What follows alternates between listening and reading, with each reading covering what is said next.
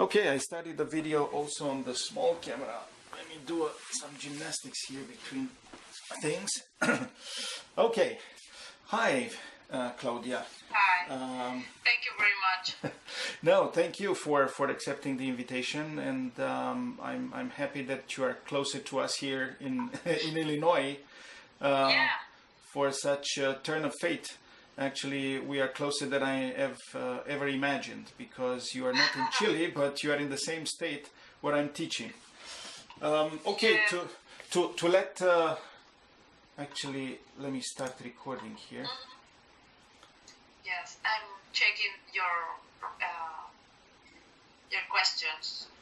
Yes, let me start. Actually, while we are talking. Nice. No. Actually, because I don't have too much experience yet with Google Hangouts, I'm supposed to start recording. I'm supposed to start recording from here too, but for the moment I pressed on the YouTube symbol, and it's asking me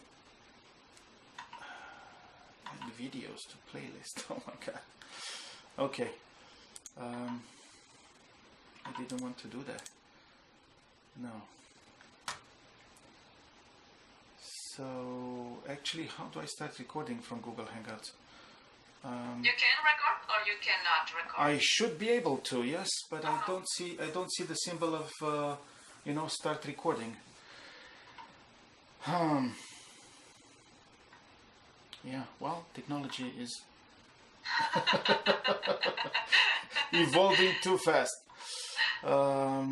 Yeah, I can see myself here, I can see you, but where do I press to start the recording of the Google Hangouts? I have no idea. Right. Anyhow, the idea is that on the little camera here on the side, I can see you, I can see myself, so after that I can process that video.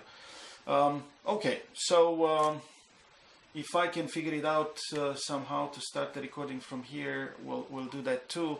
If not, I will use the other one, and I will work a little bit more to understand how this works. Not to embarrass myself too much in front of my students.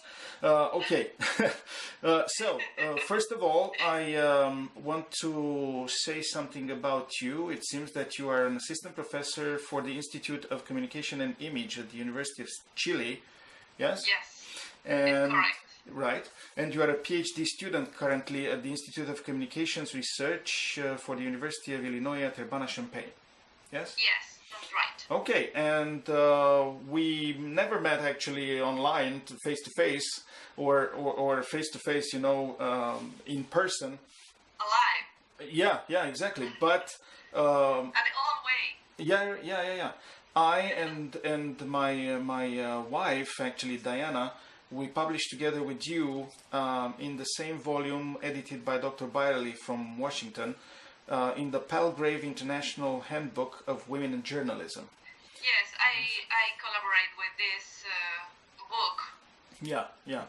And I explained to you in my email about my seminar Intercultural Communication and the whole concept that it's better for them to see people from other cultures, to expose them a little bit. If we cannot take them to foreign cultures and immerse them in that culture, it's kind of dry and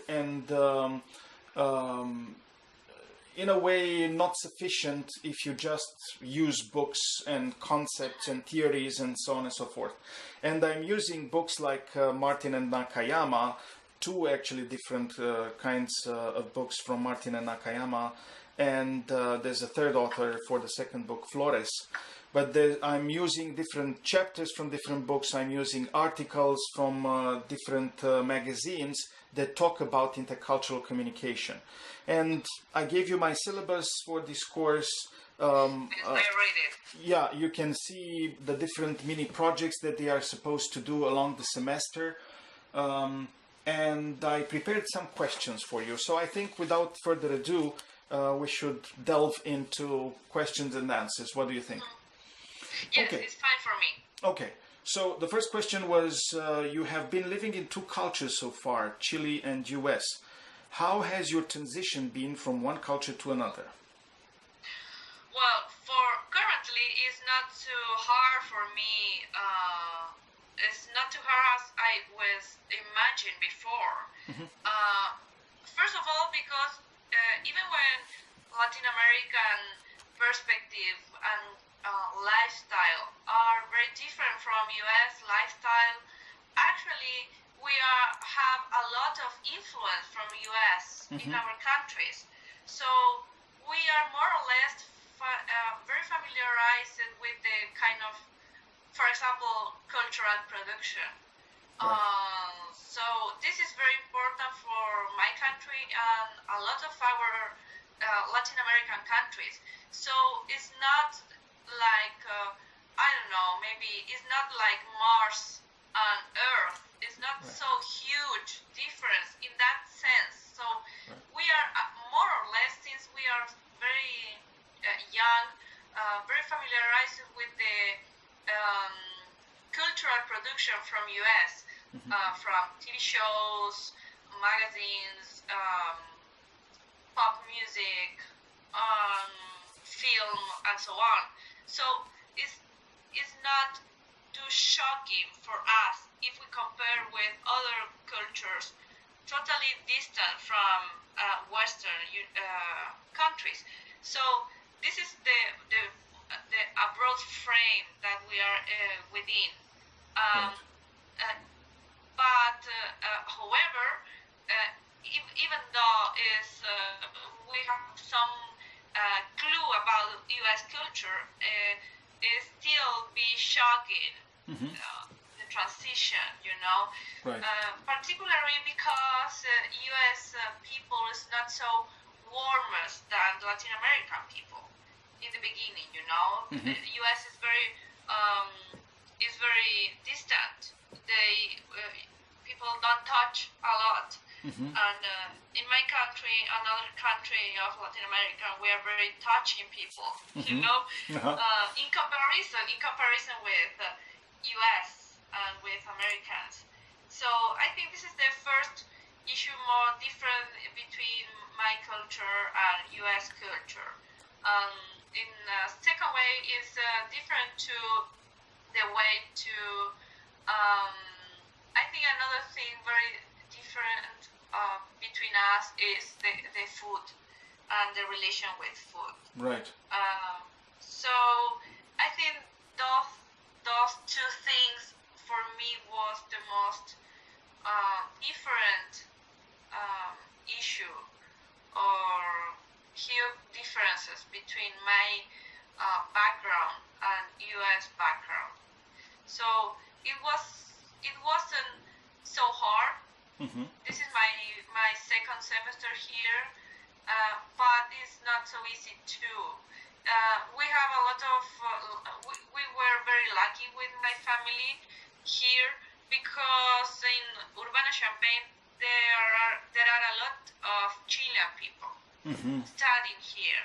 Right. So it was very important for us have a primary network of supporting friends and supporting Chilean people that were very friendly with us. Right. So you have already a culture within the culture. Yes. So more or less. Right. I understand. But let me share with you what was the impact on me. For example, I came in the United States in 2003, and like you, I come from a foreign country. It's also a Romance language country, but we are not a Latin country. We come from a different reality, different kind of history and experiences. But, I studied English since the second grade. I was a professor of English before going into administration, working for the Ministry of Culture, working for the Ministry of Education in my country, in international relations and public relations.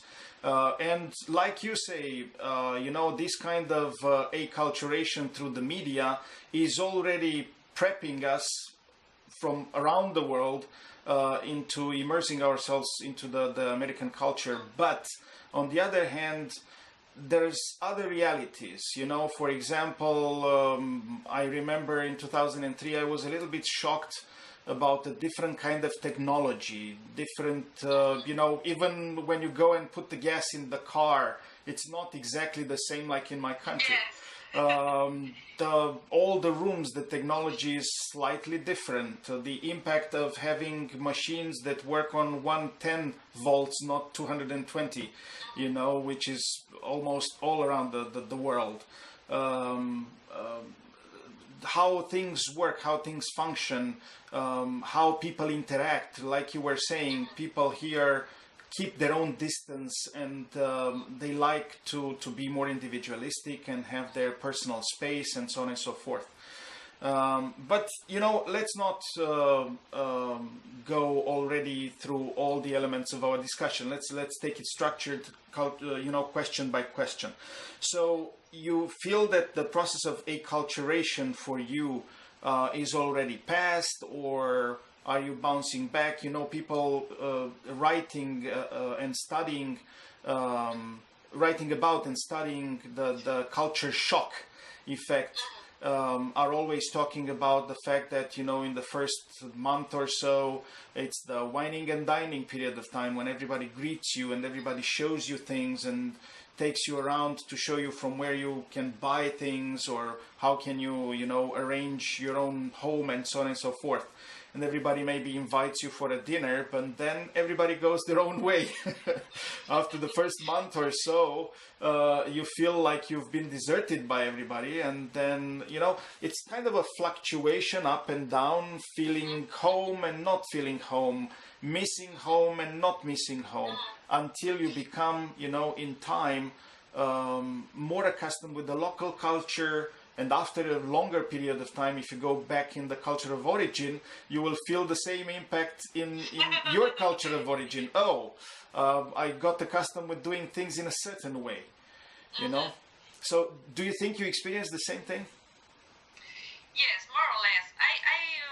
During you are talking, I'm thinking about another side of my experience here, because I have two children and they are in school. So this is a very amazing part of the experience of acculturation, and a way to check how different is my background with this background. So my oldest son is going to a public school. So there is a huge difference in the good sense, I think, with my experiences in school system in my country. So that was very interesting for me, the way that teachers are involved in the process of education, and the way that local people are behaving in this context. So I think this is another part very interesting for me to look at how our difference between U.S. culture and Chilean culture is particularly in the way that civic issues are taken into account in the formal schooling process. I think. So that doesn't happen in Chile? No. No, we have a very authoritarian way to educate our children. Not me, I mean culturally. Right. So the teacher is still on that kind of pedestal, yes. And the ivory tower. Yes, even in more progressive school. So it's not too easy found a space, environment for educate our children in more freedom, in a more free way. Right. You know, right. I'm not saying that this is, you know, the heaven. I just pointed out that there is some difference that for us is very interesting to see from, I don't know, since the they are not obligated to use uniform, for example, that is mandatory in our system, Yes. private or public. So even as a start point for us is very different for us and for my children too. So I think the school is another way, in another space where we can check the cultural differences and in some case a sort of shock for us too. Mm-hmm. So it seems to me that we already are starting to answer to question number 2. What is your perspective of U.S. culture? What are some key similarities and differences between U.S. culture and your culture? I see already that you are bouncing back and forth from, what you see here, what you experienced at home, starting to make comparisons. For example, I see very clearly here a point of parallelism between what is happening, for example, in Catholic schools here in the United States and in your country, because the kids have the uniforms, everything is taught through the Catholic Church. Chile is a Catholic country. Yes. Yes. In a cultural way. So yes. I think this is the most interesting way to see how Catholic Church is very involved in our culture. It's not about the power of a specific institution, but it's a kind of cultural embodiment in the way that our citizens live. So it's not about if you go to the church or not. It's the way that you live in all your all the perspective in your life. All the dimensions in your life. Is about how you are related with the public sphere, how you are related with your children, what do you expect of an education system. So you want discipline, it's this kind of cultural issues in our Catholic countries. It's not just to go to the church, it's how you are build your social relationship, your political relationship. You are expecting something more controlled and more in a conservative way. You know? Right. More authoritarian. Yes. More vertical, up to the bottom, in all the sphere of the society, not just the educational system. It's about how do you expect youngers relate with oldest people, how do you expect society related with their authorities, and so on. So Hofstede was right in a way, saying that in Catholic countries there's this kind of top-down approach in which the individual is supposed to sacrifice themselves to the benefit of the society. Yes, I think this is a very important thing in a cultural way. So it's not just about to go to the church, it's how do you relate and you build your relationship in a broadly sense. Mm-hmm. So where do you see similarities between the US culture and your culture? Well, the individualism is, I think, the most important parallel that I can see between U.S. culture and Chilean culture. We were colonized by the Chicago boys, the neoliberalism. Our country was a kind of laboratory for neoliberalism during the 70s, within a military dictatorship. So that reshaped very heavily our society. That's Pinochet, or? Yes. Right. Yes, during Pinochet since 1973 until 1990s. Mm-hmm. So that was very, very hard. Totally reshape our society, our boundaries, our ties as culture, as individuals, as collective. So I think this is very, very familiar for me. It's, right. Okay, you need to survive by yourself. You need to save money for your retirement. have money for a good health. So these these dimensions of U.S. culture is not too different from my experience in my own culture.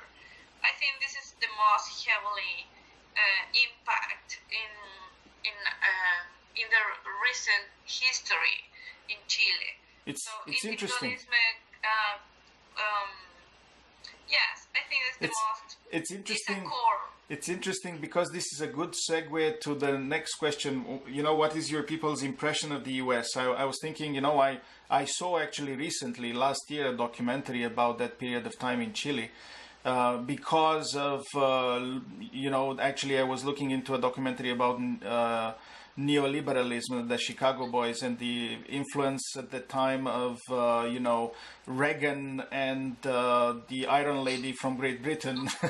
And that transformed actually into military intervention because you had a democratically elected president, yes, Salvador Allende. And then there was a military intervention with help from the United States and CIA and stuff like that. Yes. And it was the Cold War. Gathering people into stadiums and menacing them to be killed or something. So I was wondering, how is, after so many years, the impression within the public in Chile vis-a-vis, you know, the United States? Is it a warm relationship? Are there still kind of negative thoughts or not? Well, it's not black or white, you know. There is a very, if we think about the diplomatic relationship, they are very nice. We have a very, very high level of relationship between our government since the beginning of the transition to democracy in the early 90s. We have a trade tweet of, you know, about commerce, free exchange for commerce. I don't remember the date where our government signed this agreement about trade, but it is huge. It's very important for us. I think we have, I don't know, 10 years maybe or 50 years of this trade agreement. It was very heavily the discussion of this trade issue, all the thing about creative industries and copyright issues. It was very stressful and very heavy, the negotiation between both government on all these issues within the frame of this trade agreement between our government. So, diplomatically, we are very close friends. You know, even when sometimes in the United Nations, the Chilean government tried to point it out more a kind of distance with the U.S. government. In practice, we are not so distant between U.S. and Chile government. So I think in this level, we are very close friends. There is another way to see the relationship between U.S. and Chile in the frame that you are pointed out, you know, about how the U.S. support the intervention in our country and in the rest of Latin American countries. So there is absolutely a very critical trend to see the role of American government in the recent history of Latin American countries. And there is culturally, I think there is huge impact on our society in the way that we relate between each other, you know, in the kind of cultural consume that we have, in the way that the language that we use. So we are a Spanish country. However, we use a lot of idiom in in English, in American English, not Britain English. So I think you can see in different level the way that Chilean people see or evaluate U.S. Were you born? Were you born in that period of time around the 70s or? 70s, yes, 75. Yes. So kind of right around those events, yes. Sorry. Right around those events with the military intervention. Yes, after the coup. But my experience, my personal experience was different than other experience of my generation, of people more who was born in families more close, involved in I don't know, in support the opposition to dictatorship. My family was more neutral, if you can put by that way. But in my generation, you have different experience that impact in the way that you experience this moment too. Right. Well, around the world, and especially in Latin America, because there have been governments that led by the strong will, strong hand of a dictator or a strong ruler, the populations felt impoverished, and that's why during the communist era, because of the Soviets, and during the Cold War, many of these nations were trying to do their own revolutions and go the socialist way, and that actually provoked a counter reaction from the United States to try to support any other movements, and the only possibility for them was to support military interventions and strong military hands to keep order. See Egypt even nowadays. Lots of yes. Yes, actually, U.S. There is evidence about the U.S. intervention in my country since the mid of the 60s, not just during the Allende government. And before that, we have during the 50s, we have a high-level commission from the U.S. government that was a kind of advisor to reform economically the Chilean economy.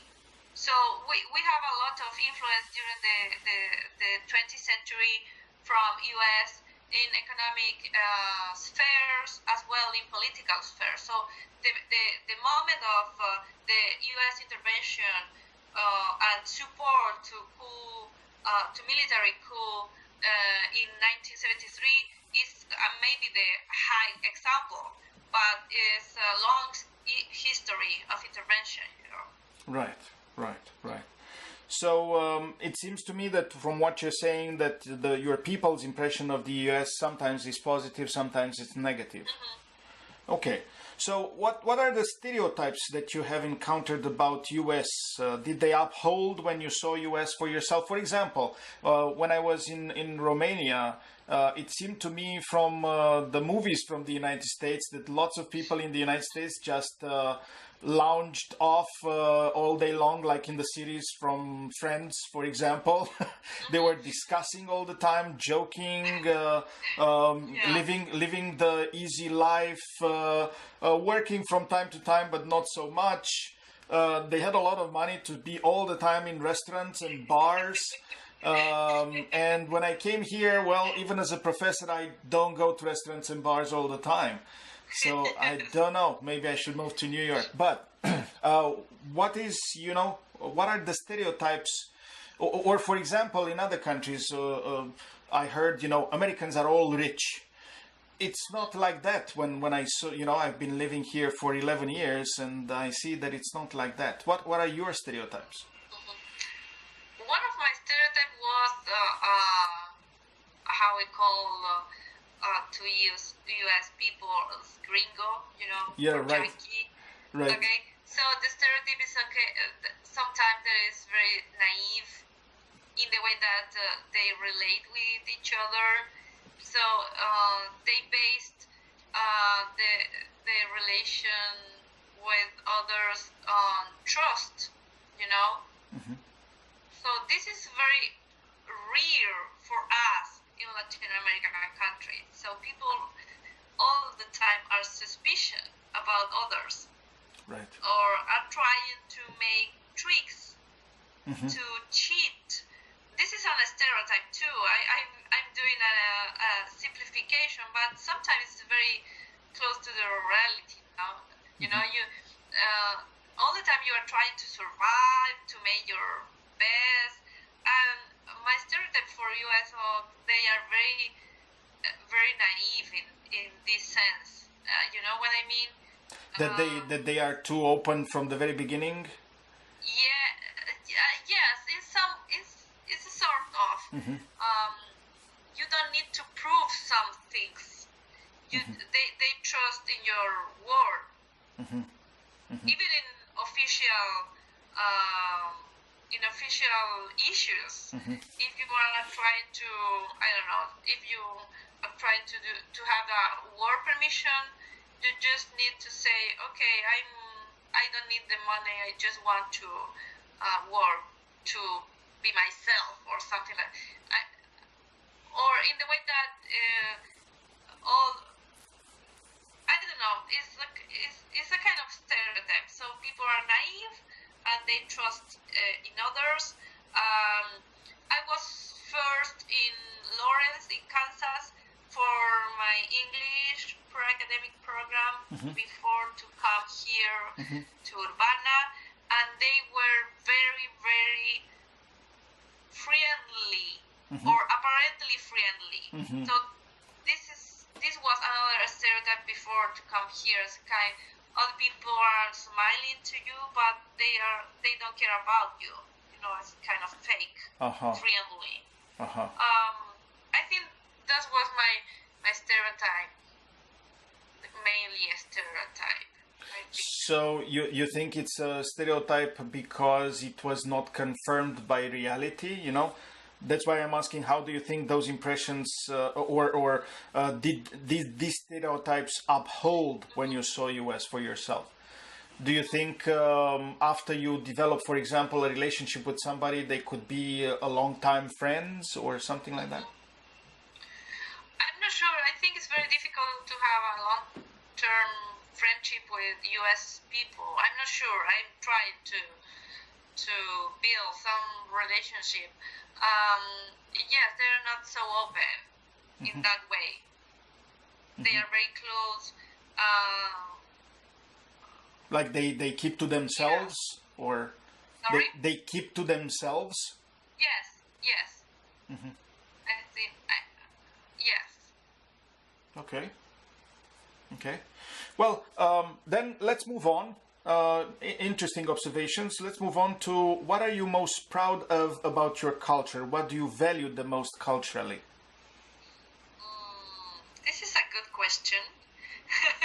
The experience to be here and see other culture very closely allow me to see with perspective my own culture. I think I can be proud about to be warm with people. I think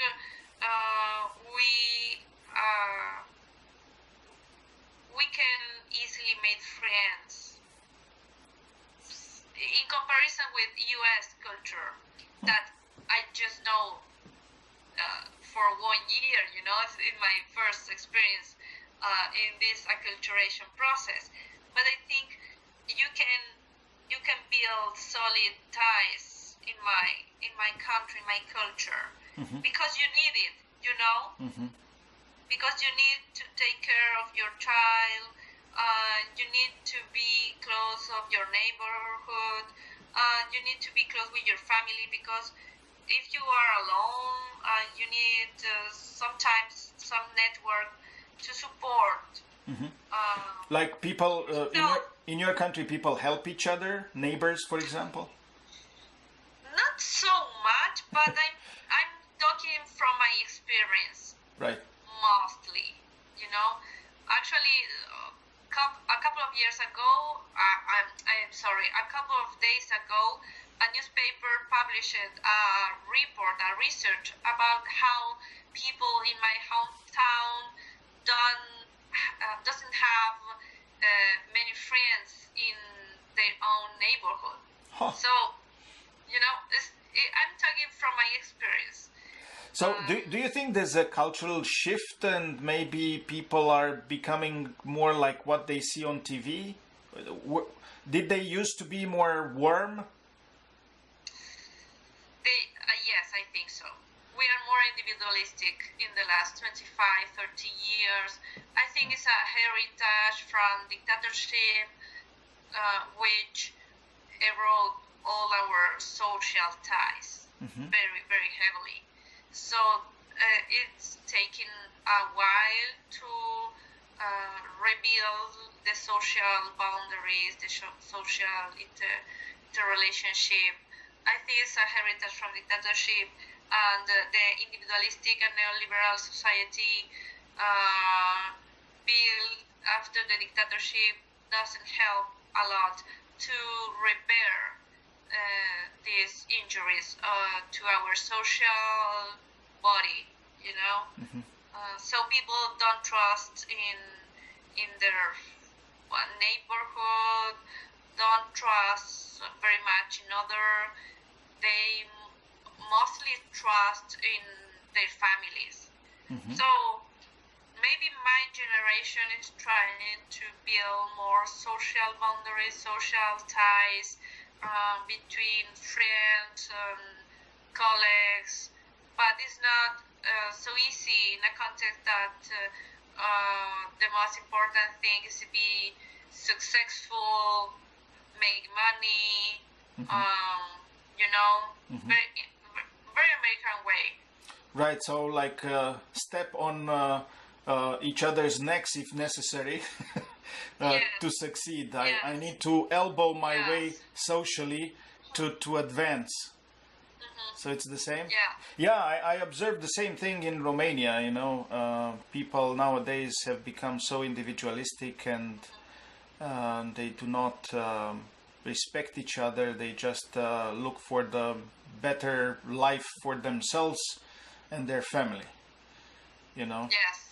Yeah, but that erodes also the family ties, the family relationships, the relationships between people in society. People do not help each other. Professional categories become very much interested in profit. The doctors, the priests, you know, they don't sell you a place where to bury your relatives until you pay a lot of money, and so on and so forth. Yeah. Okay. So, what are the moments of disconnect in your culture? So go back in, you know, not with your mind of a Chilean living in the United States, but back in your country. How is cultural competence manifested at different levels of the society? How you can disconnect? What do you mean? What are the moments of disconnect? Meaning, you know, is there communication between different levels of the society, rich people, poor people? Okay, yes, we have a huge inequality in our country. So even when we are considered as high income level for World Bank and other international organization, in the reality, if you look carefully in the details, you can see a huge social and economic inequality in our country. This is, I think, the most important issue. So you have it's like 1% of a couple of years in US. It's a kind of similar in my country. So you have a couple of families that make a lot of money, and the rest of the people don't have enough to live. So if you made an average. Of course, we have a high income level, but if you look in the detail, it's not like that. I think this is a big gap in our culture. There is another gap, very important and very related with intercultural issues. That is the immigration. We have a lot of immigration since the 90s because Chile grows rapidly, economically, I mean. So the country become very attractive for Peruvians, Bolivians, some Argentinian, Colombian, and in the last 5 or 6 years, we have immigration too from República Dominicana and Haiti. However, we are very racist. So the racism is very important in our country with our own indigenous people, and of course with immigration that not looks like Chilean people believe they are. Chilean people believe they are. So you mean against other skin-colored people, Yes. or even ethnocentric, like, oh, we are Chileans, we don't like Argentinians, or any type of immigrants. No, it's racism is based more on color of the skin. Yeah. And a kind of superiority, cultural superiority that some Chilean believe, and the press doesn't help at all to don't do this kind of gap. So for Chilean, we don't receive very well Peruvian or Bolivian or Colombian immigration, but we're because if it's lowest economically talking, in the mean they are workers, so the imagination or the imaginary is about, oh, they are coming to steal our jobs, but it's not true. But we are more friendly with Argentinian or Uruguayan because they are white, and they are professional. The immigration especially from Argentina after the economic crisis in the early 2000s, there are many professionals that go to Chile to have a job. So we are more friendly with that kind of immigration because they are more white and more professional, more high level and so on, than Peruvian or Bolivian or Colombian, that they are more poorest immigration. Is there a level of disconnect also at the different levels of society, meaning people who travel more often or new generations of professionals who are more educated? I don't know, let's say they become more Americanized or Westernized, and they kind of have a disconnect with their own population. For example, compare city population with village population, Yes, I think so. You are right, and I think we have another gap very related with intercultural communication within our society, and that is between the hegemonic society, pretendly white. I mean, quote, because we are, mixture. We have a mixture. So right. In this hegemonic society, there is a gap with our own indigenous people. So we have a conflict with some indigenous population, and it's characterized for our racism too. But are there also success stories of people who came from humble origins, or even too much of an Indian? Yes, of course. And then they became rich when they are accepted by society. Yes, absolutely. You have some exceptions, but in a broad sense, you have more indigenous people underline of poverty, underline of these successful average indicators of education, health, income, and so on is lowest in indigenous people and in some poorest neighborhoods. So in the capital city of my country, you can find neighborhood with development indicators very similar to Norwegian, for example, or Sweden. And in the same city, you have neighborhood with social and economic indicators like, I don't know, Sierra Leone, So it's a huge distance between riches and poorest. Even though we have a high income level in comparison with other countries, if we consider only the average, So you feel like in the past 10, 15 years, these differences, this gap between different levels of society has increased? I think they become more evident. They increase and they become more evident because in the first 8 or 10 years after dictatorship, the political issue was very important. So it was necessary to build a new institutionalization, new way to live together, to repair the injuries of social issues and so on. But after that, we believe that we are very developed country or in the way of development, but suddenly we realized that it wasn't real. So there is a lot of, and I think that in the last 4 or 5 years, the most important issue was the education mobilization. Right. So the student mobilization, fighting for a good, better education. So demanding from the government to offer opportunities to educate themselves?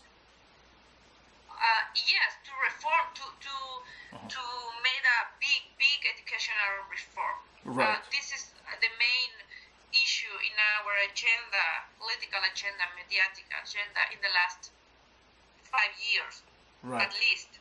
Right. And do you have free education in Chile for everybody, or?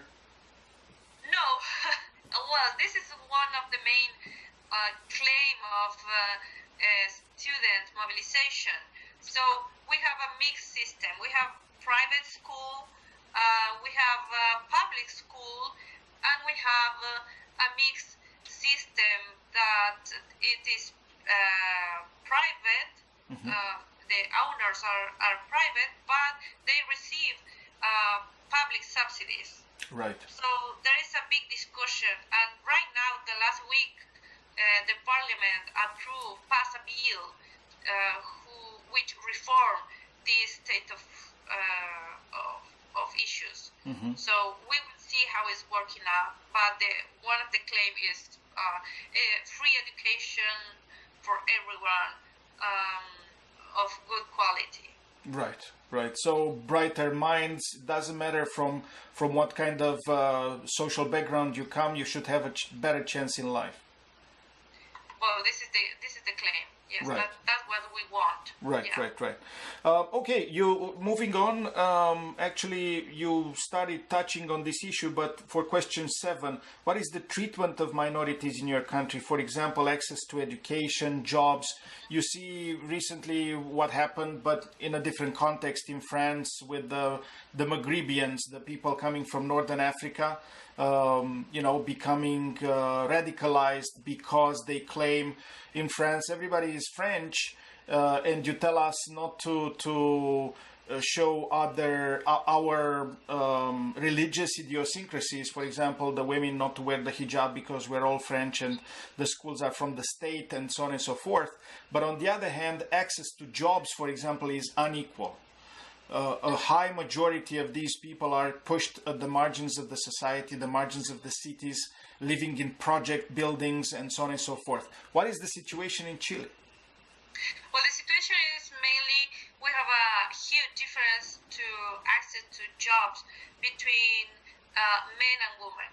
I think this is the first huge difference that we can point it out between minorities, and because women are not minorities, right? But society treats them as a minority, right? So there is a big difference between the chances to have a job between a woman and a man, and if they have the same, there is a huge difference on salaries for the same job, for the same education, for the same responsibilities. You can find almost 30% of difference between a man and a woman. Wow. This is the most hard in the high level. The woman most educated have more difference of salaries between a man and a woman. There is no such difference in lowest level, income level, because the wage are too little. There is nothing to move it. Right. But this is a big issue. There are some policies. They're trying to do some reform, and they passed a couple of bills in the last year, but it's not working very well yet because it's a more cultural issue. So you mean to say that an educator, a professor, a teacher is paid less as a woman than a man? Yes. Actually, the last year, I work in a larger university of my country, and for the first time in the whole higher education system, a university published a report about the gender inequalities within my university. It was the first time ever something like that, and they show that women are underpaid in comparison with men, and this is more huge in engineering or academic department, for example. So yes, more education for women, less payment for women in comparison with. So this is one issue. The other issue is about indigenous people. So they were underrepresented. They suffer discrimination. They have political discrimination because we are considered in our constitution as a homogeneous society. We don't recognize our original people in our constitution, as a lot of Latin American countries actually do. So they are suffering a lot of discrimination because of the historical relation between the nation state and their minorities. I think the other issue important in our country is about poor. They suffer discrimination. They don't have equal opportunities. And so on. Right. Okay. Again, very interesting, because I can draw comparisons with what are my perceptions about my own country, and it's kind of similar. But I think we share a lot of similarity with former communist countries. Yes. Yeah. What is the perception of foreigners in your country? Are there differences concerning the origins of those foreigners? I mean, we're not talking only about the United States, but you said something about, because the economic situation was worse in the past years in Argentina, lots of people immigrated to Chile, professionals. What else can you add on this?